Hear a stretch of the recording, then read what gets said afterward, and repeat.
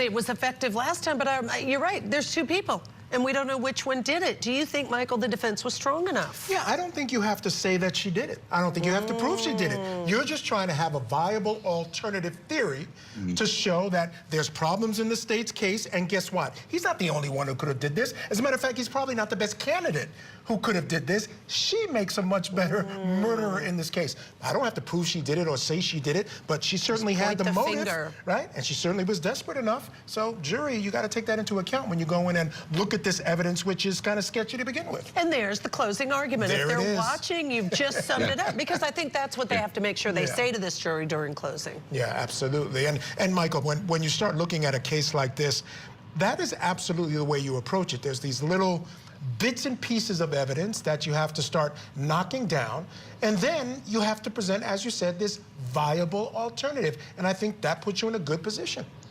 Yeah, you want the jury to go into the jury box with one overwhelming feeling, and that's doubt. That's what you want them to go in there with.